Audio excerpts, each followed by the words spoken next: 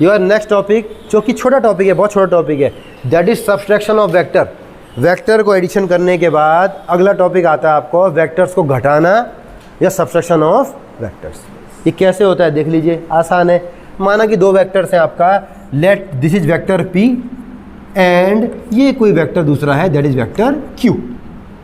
ठीक है, अगर मुझे इनको घटाना हो, यानी कि घटाने का मतलब मुझे चाहिए कि p माइनस क्यू का मान कितना हो, तो कुछ नहीं करना, बहुत आसान होता है आपका। इस q को देखो, ये इसके है ना एंगल, यहाँ से लेना उल्टी डायरेक्शन में से करके, मतलब कि जितना मान q का एक डायरेक्शन में है उतना ही मान लेना है आपको उसके रिवर्स डायरेक्शन में, तो बन जाएगा आपका माइनस क्यू। बस उसके बाद इसे जोड़ लो, यहाँ से यहाँ पे जोड़ लो, and that is r is equal to p minus q. तो बस तुम्हें ये करना होता है, and this subtraction of vector. बस ये ट्रायंगल लॉ भी है। इस लॉ में करना क्या होता है, तुम्हें खाली क्या करना है, तुम्हें दो में से किसी एक वेक्टर को क्या करो, रिवर्स कर दो और उसका मान उतना ही रखना है आपको, बस। तो ये सब्सट्रैक्शन में आता है, बाकी इसमें ज़्यादा कुछ है नहीं, ऐसे करते हैं। This is also example of triangle law, side 1 side 2। देखो, हालांकि सब्सट्रैक्शन ना तो इम्पोर्टेंट है ना पूछता है आपसे, जो पूछेगा वो अब पढ़ोगे आगे। फटाफट से उतार लो, ये प्लस क्यू हो गया तो माइनस क्यू क्या हो गया इसका, रिवर्स।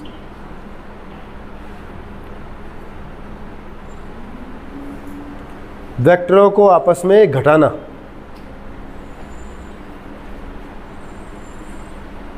क्लियर। अब आ जाओ इंपॉर्टेंट टॉपिक में। अगला टॉपिक जो इंपॉर्टेंट है आपका, उसको ध्यान से देखिएगा, दैट इज मल्टीप्लिकेशन।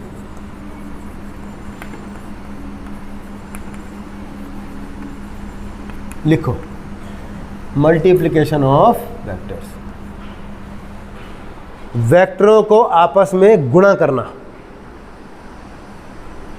ठीक है। तो लिखो, there are two types of, लिखिए there are two types of multiplication of vectors या product of vectors. There are two types of product और मल्टीप्लिकेशन ऑफ वेक्टर्स। तो दो टाइप होते हैं। पहला समझिए, फर्स्ट टाइप स्केलर, स्केलर और डॉट प्रोडक्ट। तो पहला वाला है दो में से स्केलर प्रोडक्ट या डॉट प्रोडक्ट, यानी कि दो वेक्टरों का बिंदु प्रोडक्ट, या मैं बोलूँगा स्केलर का मतलब अदिश गुणनफल, ठीक है। पहले लिख लो, इसमें फिर समझाता हूँ, है ना। लिखिए, लिखो, डॉट प्रोडक्ट और scalar product of two vectors, dot product और scalar product of two vectors is equal to product of magnitude of vectors, is equal to product of magnitude of vectors, product of magnitude of vectors, product of magnitude of vectors and cosine, C-O-S-I-N-E, and cosine of cos, C-O-S, the cosine of small angle between them, and cosine of small angle between them. I repeat, dot product or scalar product of two vectors is equal to product of magnitude of vectors and cosine of small angle between them. पहले इतना समझिए, फिर बताऊंगा आगे। यानी मैंने क्या कहा है, देखिए कि डॉट प्रोडक्ट जो होता है, माना कि मैं कहूँ कि दो वेक्टर हैं, एक वेक्टर p है, p डॉट वेक्टर q। तो दो वेक्टर का जब हम डॉट प्रोडक्ट करेंगे, इसे डॉट से दिखाते हैं, ठीक है जी। तो ऐसे में इसका मान होता है p q, यानी इसके क्या मैग्नीट्यूड है, p q into cos theta. लिखो, कॉसाइन का मतलब कॉस, यानी कि ये दो वेक्टर है, लेट ये वेक्टर p है, एंगल है थीटा इनके बीच का, ये वेक्टर q। लिखिए, फिर समझाऊंगा, पहले इतना समझो फिर बताता हूँ, ठीक है। स्मॉल एंगल क्यों लिखा है मैंने, एक बड़ा एंगल भी है, ये बाहर वाला बड़ा एंगल, इसको नहीं लेना बाहर वाले एंगल को।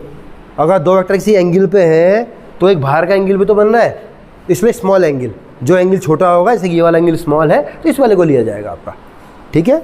तो मैथमेटिकल टर्म है ये, इसके अनुसार क्या हो जाएगा, dot product magnitude of two vectors and into क्या हो जाएगा, cos into angle between them या कॉस थीटा।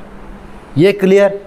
इसमें एक चीज़ और ध्यान रखनी है, इसे स्केलर प्रोडक्ट इसलिए बोला जाता है क्योंकि इसमें जो परिणामी का मान आता है, यानी कि रिजल्टेंट का मान आता है, रिजल्टेंट आर, ये हमेशा क्या आएगा, एक स्केलर क्वांटिटी आती है, ना कि वेक्टर क्वांटिटी। यानी कि जब दो वेक्टर्स का प्रोडक्ट हमें स्केलर क्वांटिटी मिलेगा तो that is called dot product और scalar product of vectors. Clear. Example देखो, जैसे कि वर्क इज इक्वल टू होता है फोर्स डॉट डिस्प्लेसमेंट। फोर्स भी कैसी क्वांटिटी है, वेक्टर क्वांटिटी है, डिस्प्लेसमेंट वेक्टर क्वांटिटी है, बट जो वर्क है that is not vector quantity, वो स्केलर क्वांटिटी होती है आपकी। तो हम लिख सकते हैं यहाँ पे W इज इक्वल टू, अगर ये दोनों साइन हटाएंगे तो एफ डी कॉस थीटा। अगर किसी एंगल पे होते तो आता है एफ डी कॉस थीटा। लिखो साहब, जैसे कि वर्क, जैसे कि इसमें पावर भी आता है एक, ठीक है। दो वेक्टर का प्रोडक्ट स्केलर क्वांटिटी हो, पहले इतना समझो, ठीक है। यानी कि resultant is always scalar product या स्केलर क्वांटिटी। क्लियर।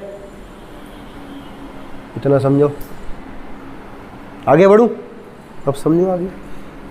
अब क्योंकि हम लोग जानते हैं इसमें क्या लगा है, कॉस थीटा, और कॉस में जीरो, कॉस जीरो का मान कितना होता है, बिल्कुल सही, कॉस जीरो का मान होता है 1 एवं मैं लिखने जा रहा हूँ, और कॉस 90 का मान होता है इक्वल टू 0। इस कारण से जब कोई दो वेक्टर पैरेलल होंगे, वेक्टर P और Q, पैरेलल का मतलब सेम डायरेक्शन में, इनके बीच का एंगल कितना होगा, 0।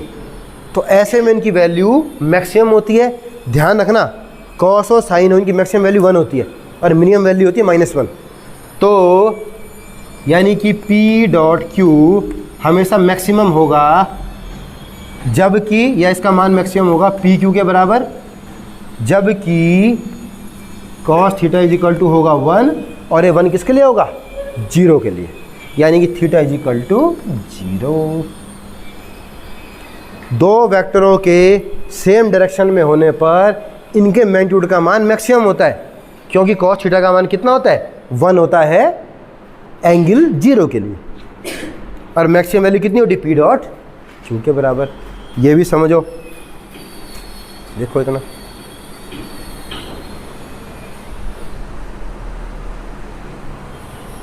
इतना क्लियर।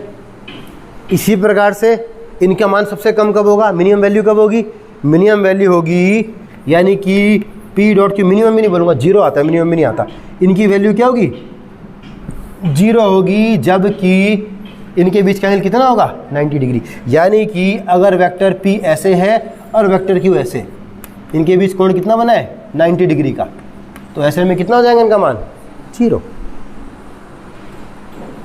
तो दोनों पूछता है कब 0 होगा मान, 0 कब होगा मान, जब दोनों इस तरह क्या होंगे, परपेंडिकुलर होंगे।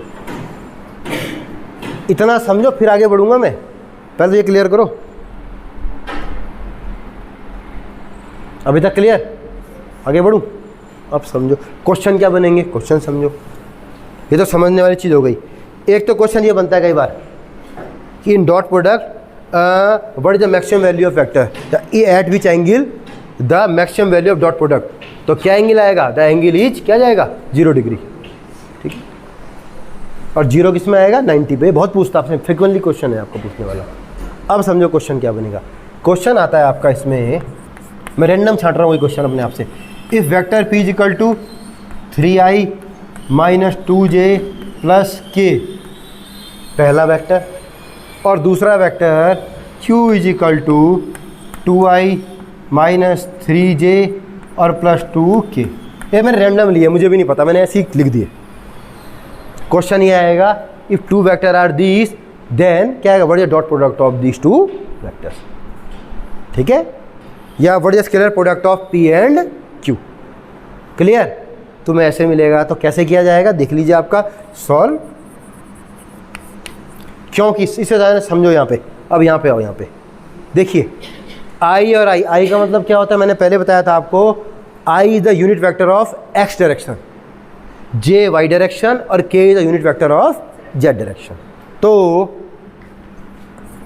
आई और आई क्या होंगे, सेम डायरेक्शन में होंगे, समझ रहे हो, सेम डायरेक्शन में होंगे। तो मल्टीप्लाई करने पर आई डॉट आई या आई कैप डॉट आई कैप का मान कितना होगा 1 cos 0, समझ में आया। इसी प्रकार से जे डॉट जे भी 1 और के डॉट के इज इक्वल टू भी 1 होगा, क्योंकि इन सबके बीच एंगल क्या बन रहा है, 0 डिग्री का एंगल बन रहा है, cos 1, समझ में, cos थीटा आएगा ना इसमें, तो सारे 1, समझ में आ रहा है, समझो। यानी कि आई से आई का मल्टीप्लाई होगा, जे से जे का और के से के का, ठीक है। एक चीज़ समझो और समझो, आई और जे समझो, आई कैप और जे कैप, आई और जे देखो, आई इसका यूनिट वेक्टर है और इसका यूनिट वेक्टर क्या है जे, क्योंकि आई और जे के बीच 90 डिग्री का एंगल बन रहा है, इस कारण से इन दोनों की वैल्यू कितनी हो जाएगी 0। तो आई डॉट जे भी 0, इसी प्रकार से जे डॉट के भी 0 और के डॉट आई भी 0, यानी ये सारे के सारे यूनिट वेक्टर क्या हो जाएंगे। तो यानी कि जब आई का मल्टीप्लाई जे से होगा, क्योंकि इनके मान ऑलरेडी 0 हो रहे हैं, तो करके कोई फ़ायदा भी नहीं है। इस कारण से आई से तो मल्टीप्लाई करेगा लेकिन जे से नहीं करेगा। अगर जे से कर भी दोगे तो 0 आ जाएगा मान, तो फ़ायदा ही कुछ नहीं है। समझ रहे हो ना कि क्यों होता है, ये समझा रहा हूँ मैं तुम्हें पहले। करें स्टार्ट, ये क्लियर, आगे आओ। अब इसका मान निकाल लेते हैं, क्वेश्चन आते हैं इसमें, चलिए सॉल्व करते हैं। तो यानी कि vector P dot Q is equal to, multiply करो 3 इंटू 2, ब्रैकेट में से 3 और इंटू 2। अब ब्रैकेट में अगर लिखना चाहो तो लिख सकते हो, चलो पहले मैं लिख ही देता हूँ। आई डॉट आई ऐसी तो होगा, आई से आई का मल्टीप्लिकेशन और 3 से 2 का, क्योंकि आई डॉट आई का मान वैसे ही 1 होना है, तो लिखो ना लिखो बात बराबर है। अगला देखो 3 और 2, ठीक है। तो क्या क्या है, एक तो है -2 इंटू -3, दोनों माइनस माइनस में मैंने एक को ब्रैकेट में लिख दिया, और फिर से आएगा जे डॉट जे, और लास्ट वाला आएगा, ये 1 है, के कुछ नहीं है तो 1 इंटू 2 प्लस 2 इंटू के डॉट के, लिखो ये के है, लिखिए। इसको इससे, इसको इससे, इसको इससे मैंने कर दिया, ये भी 1, ये भी 1, ये भी 1, तो लिखो ना लिखो बात बराबर है। वी गेट द आंसर, 3 दूनी 6 और माइनस माइनस का प्लस हो जाएगा, तो ये आ जाएगा +6 और +2, तो 6 से 12 और 2 14 आंसर। एक बार चेक कर लेना, कहीं मुझसे भी गलती हुई हो तो आप देख लीजिएगा एक बार, है ना। चेक करो क्या मैंने ठीक लिखा है, देखिए। इसमें क्वेश्चन आते हैं बेटा, है क्वेश्चन प्रैक्टिस करनी है इसकी। तो ये सारा है आपका, इसे बोलेंगे डॉट प्रोडक्ट या इसे बोलेंगे स्केलर प्रोडक्ट।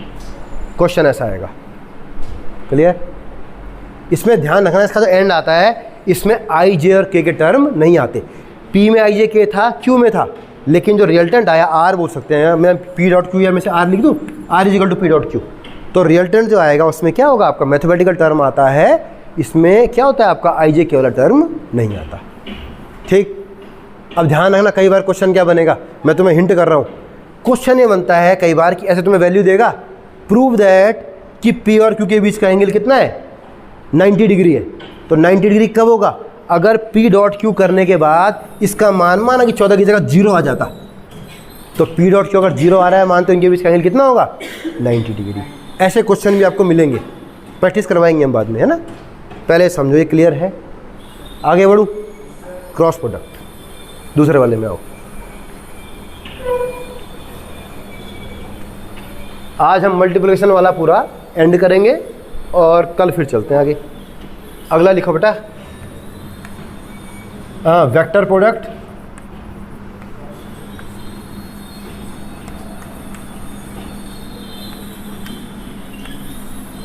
लिखिए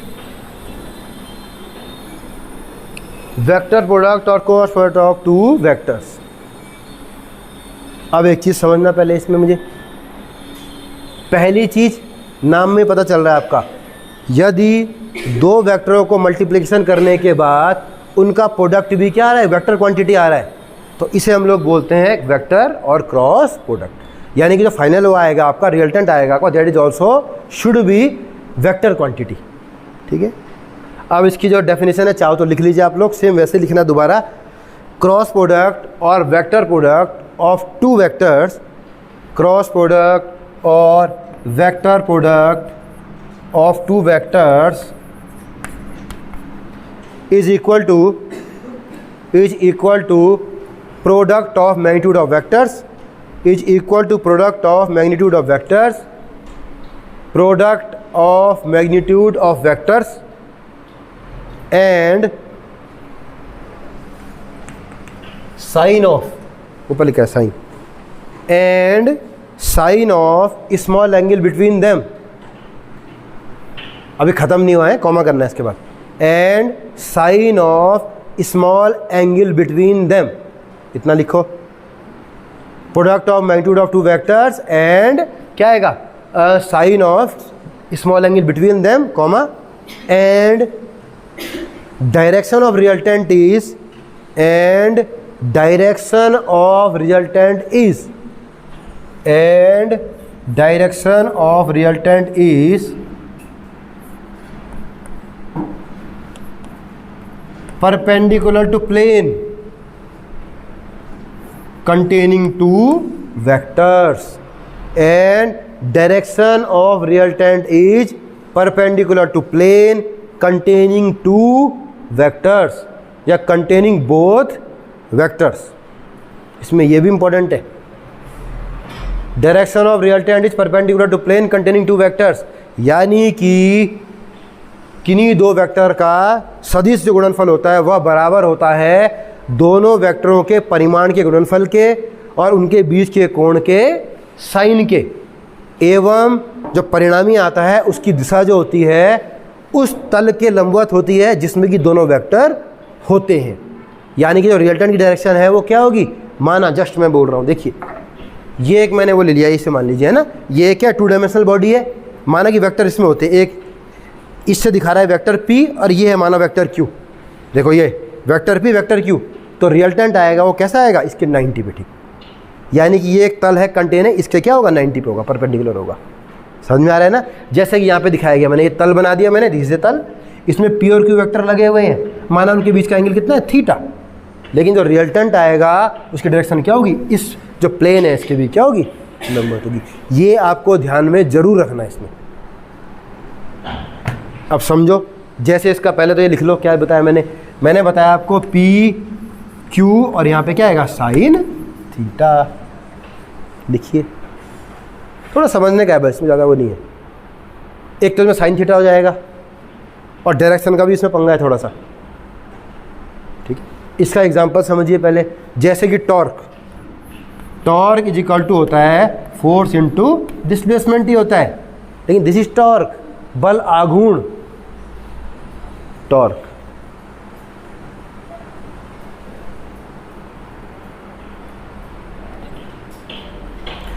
torque tau is equal to क्या आ जाएगा, एफ डी साइन थीटा। लिखिए, जैसे कि तुम्हें एग्जांपल देता हूं मैं, देखो इसकी डायरेक्शन निकालने के लिए रूल होता है आपका, इसे बोलते हैं राइट हैंड थंब रूल। ये ठीक है, थंब रूल का मतलब दो वेक्टर, देखो मान लो दो वेक्टर्स प्लेन में है, उसे मैं उंगलियों से दिखा रहा हूँ अपने, माना वेक्टर P से Q की ओर चल रहा हूँ वैसे, तो मेरा जो अंगूठा है वो दिखाएगा रिजल्टेंट को, जैसा कि इसमें दिखा रहा है, ये प्लेन में है, ये ऊपर की ओर है आपका, तो दिस। ठीक है, लिखो,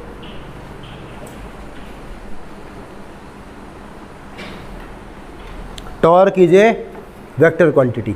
अभी भी फोर्स इनटू डिस्प्लेसमेंट ही है, पर अंतर है, अब जो डिस्प्लेसमेंट हो रहा है, फोर्स जो लग रहा है वो क्या हो रहा है, घुमाने वाला लग रहा है। अभी मैं बताऊंगा दोबारा इसे, पहले इसमें आओ फिर समझाता हूँ आगे। ये क्लियर, अब समझो।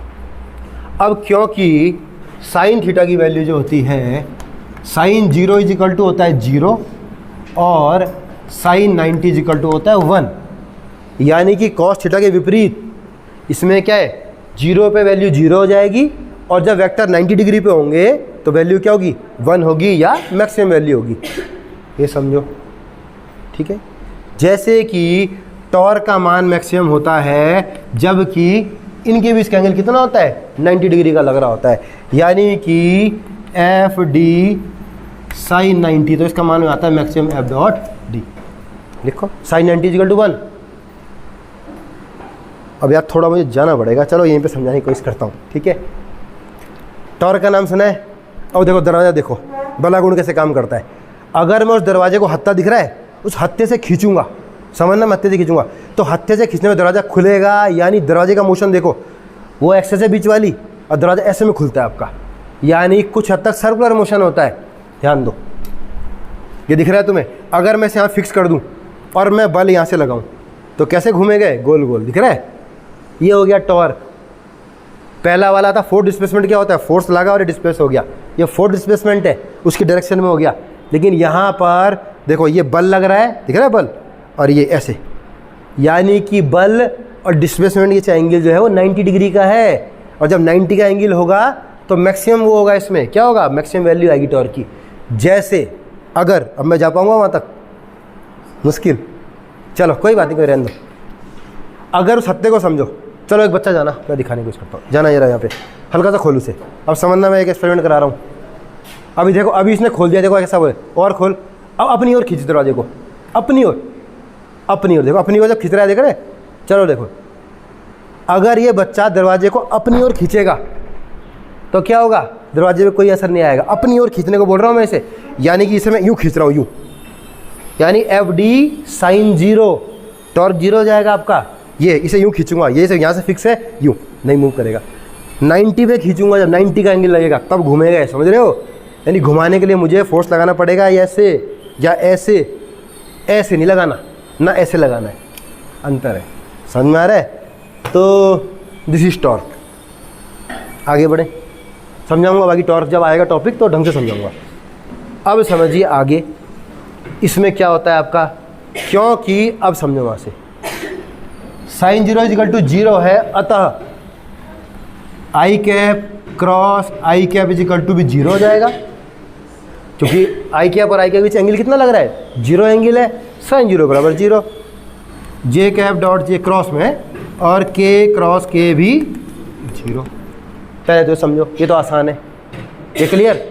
अब समझने वाली चीज़ यहाँ बता रहा हूँ मैं आपको, अब समझना, आई क्रॉस जे, जब आई क्रॉस जे होगा 90 पे है दोनों, आई एक्स का दिखाता है, जे किसका दिखाता है, वाई का, तो ऐसे में इनकी वैल्यू मैक्सिमम आएगी 1। और डायरेक्शन क्या होगी, ध्यान दो, प्लेन के 90 पे, यानी कि x direction i, y direction j, तो जो रिजल्टेंट जाएगा किस में जाएगा, जेड डायरेक्शन में जाएगा, अतः इनका वो होगा के, क्योंकि डायरेक्शन क्या है, उन दोनों के भी 90 पे है। इसी प्रकार से J dot K equal to I और K dot I equal to B J, ये आपको ध्यान रखना है, लिखो। यानी कि जब वेक्टर आई और जे मल्टीप्लाई करेंगे तो के में कन्वर्ट हो जाएंगे, तीसरी डायरेक्शन।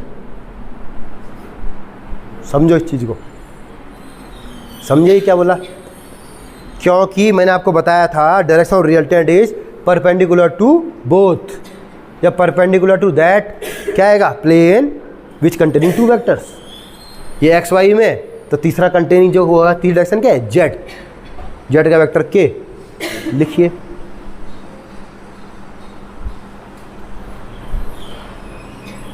क्लियर, ये समझना आप लोगों को, ये पूछता कई बार।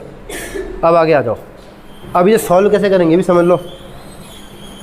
अब क्वेश्चन फिर से वैसे ही बनता है तुम्हारा, क्वेश्चन आएगा, इफ वेक्टर्स में दे रहा हूँ आपका, vector p is equal to I minus 2j plus K, या प्लस 3k लिख देता हूँ, जानबूझ के कर रहा हूँ मैं, और vector q is equal to आ गया माना 3i प्लस 2j, बस इतना ही। अगर तुम्हें ये दोनों दे रखे हैं तो कह रहा है कि इनका क्रॉस प्रोडक्ट कितना होगा, ठीक है, करें। तो इसे कैसे करते हैं अभी देख लीजिए एक बार, मैं यहाँ पे करने जा रहा हूँ। एक हल्का सा मैट्रिक्स जैसा बनाइए, आई जे के, इनके आप लोग देखो मल्टीपल क्या होंगे, ध्यान देना। यहाँ पे ये होता है 1, यहाँ पे क्योंकि के है ही नहीं तो मैं इसे मानूंगा प्लस 0k, अपने आप लिखना पड़ेगा जीरो के। जब नहीं दिया हुआ है तो लिखो कि ऊपर क्या आ रहा है आपका, समझ रहे हो। मान रखो ये आ जाएगा, इसका पहले वाले में 1 -2 और 3, दूसरे में है 3 2 और 0। पहले ऐसे लिखो, यानी कि आपको आई जे के नीचे पहले इसके लिखने जो कोफिशिएंट है, गुणांक है, और फिर इसके लिखने हैं कोफिशिएंट या मैथमेटिकल टर्म विद साइन। हो गया। तो इसे पहले तो ऐसा लिखिए, और ऐसा लिखने के बाद मैं यहाँ पे करने जा रहा हूँ क्योंकि जगह कम है, थोड़ा सा मैं यहाँ पे यूज़ कर रहा हूँ पूरे बोर्ड को। अब गुणा कैसे करते हैं देखो, सबसे पहले यहाँ पे लिखना है तुम्हें, लिख दो P cross Q, cross multiplication is equal to, सबसे पहले लिख दो आई कैप, ब्रैकेट लगाओ, इसको ढको ऐसे, -2 इंटू ये मल्टीप्लाई बाई ये minus this multiply by this, इसे क्रॉस प्रोडक्ट बोलते हैं। यानी कि आई वाले तो ढक जाएंगे, ये यहाँ मल्टीप्लाई होगा, माइनस में ये यहाँ मल्टीप्लाई होगा, तो यानी कि आ जाएगा आपका 0 इंटू -2 माइनस ये आएगा 2 इंटू 3 6, लिख दो सीधे आई। अब दूसरा लिखोगे जे, लेकिन जे आएगा आपका माइनस में, पहला प्लस में आई, जे माइनस में, फिर तीसरा प्लस में, ऐसे चलता है। माइनस से ब्रैकेट लगाओ, अब यार इसे इस वाले को ढक दो, तो ये इंटू ये, तो 1 इंटू 0 बराबर 0, और -3 इंटू 3 3 9 प्लस के कैप, ब्रैकेट लगाइए, इस वाले को ढको, दिस इंटू दिस, तो ये आ गया 2 2 1 2, और माइनस में फिर माइनस भी है, तो माइनस में 3 2 6, माइनस कैसे लिख देता हूँ, थोड़ा मैंने बताने के लिए लिख दिया, चेक करते रहना मैं गलती ना करूँ। सॉल्व करोगे तो P cross Q is equal to, ये आ गया -2 -6, तो -8 आई, ठीक है, ठीक है, -8 नहीं -8 क्यों, ये तो 0 हो जाएगा, 6 -6 है ना, ये 0 हो गया है ना, तो इसलिए हम तो पहले ही कर देते हैं, वो तो मैंने समझाने के लिए लिखा है इतना, है ना, हम तो पहले 0 से मल्टीप्लाई है तो 0 कर दो। अच्छा अब देखो ये -j और ये माइनस में आ रहा है 9, तो माइनस माइनस का प्लस, तो +9 j कैप, और लास्ट वाला देखो फिर से माइनस, तो 2 -6, तो 2 8 प्लस में, तो +8 k cap, and this your answer. लिखो, इसको मतलब टेक्निक ये होती है करने की, है ना, वैसे करना है, आई जे के लगाना है, आई प्लस में, जे माइनस में, के प्लस में, और आई वाले को ढक के करना है क्रॉस प्रोडक्ट। एक बार देखिए, कर लोगे, क्वेश्चन आएंगे तो प्रैक्टिस तुम्हें करनी पड़ेगी, है ना। इसमें ध्यान ये रखना होता है खाली, क्रॉस प्रोडक्ट जब होगा तो आई जे के भी आते हैं साथ में, बस ये मतलब उस वाले में ध्यान रखना। डॉट प्रोडक्ट में क्या होता है, मैथमेटिकल टर्म आता है, जबकि इसमें क्या है, आई जे के भी रहेंगे। क्लियर। तो इस टाइप से आपका वेक्टर प्रोडक्ट वाला पूरा चैप्टर ही आज खत्म होता है आपका। इसमें इंपॉर्टेंट क्या है, एक तो एडिशन इंपॉर्टेंट है और इंपॉर्टेंट है आपका मल्टीप्लिकेशन, इसमें क्वेश्चन आते हैं आपकी ज़्यादातर। क्लियर। तो चलिए आज के लिए बहुत है।